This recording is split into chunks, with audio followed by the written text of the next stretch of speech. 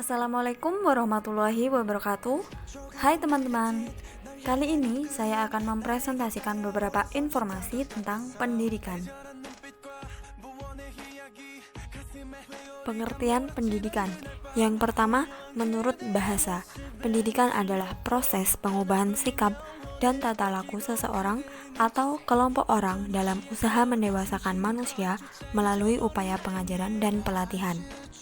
Yang kedua, menurut Undang-Undang Nomor 20 Tahun 2003, pendidikan adalah usaha sadar dan terencana untuk mewujudkan suasana belajar dan proses pembelajaran agar peserta didik secara aktif mengembangkan potensi dirinya untuk memiliki kekuatan spiritual keagamaan, pengendalian diri, kepribadian, kecerdasan, akhlak mulia, serta keterampilan yang diperlukan dirinya, masyarakat, bangsa, dan negara. Berikut pendapat beberapa pakar. Yang pertama, Jumarsi berpendapat pendidikan adalah usaha manusia untuk menumbuhkan dan mengembangkan potensi-potensi pembawaan, baik jasmani maupun rohani, sesuai dengan nilai-nilai yang ada dalam masyarakat dan kebudayaan.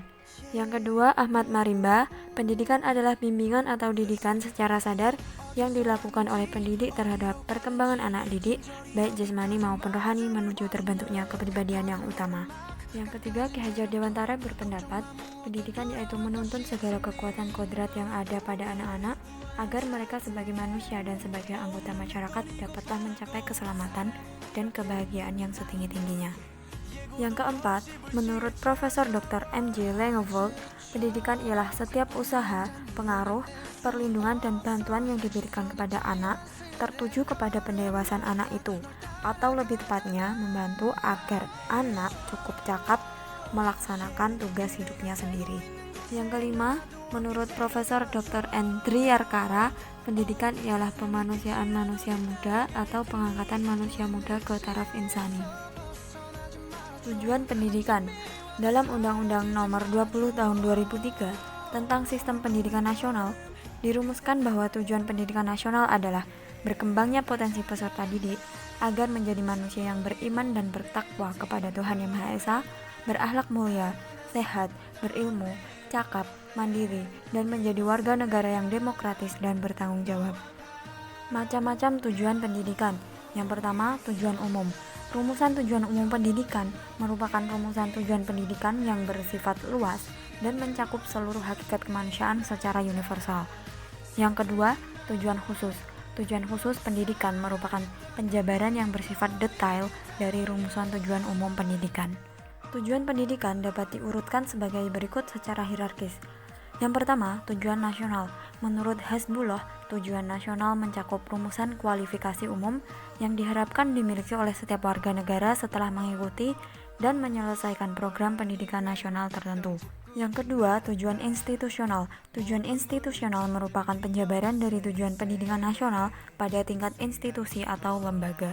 Yang ketiga, tujuan kurikuler. Tujuan kurikuler adalah penjabaran dari tujuan institusional yang berisi tentang muatan-muatan tujuan yang akan dicapai setelah suatu program pengajaran selesai dilaksanakan dalam suatu bidang atau pelajaran tertentu. Yang keempat, tujuan instruksional. Tujuan instruksional merupakan tujuan yang harus dicapai setiap proses pembelajaran selesai dilaksanakan. Selanjutnya, perbedaan mendidik dan mengajar.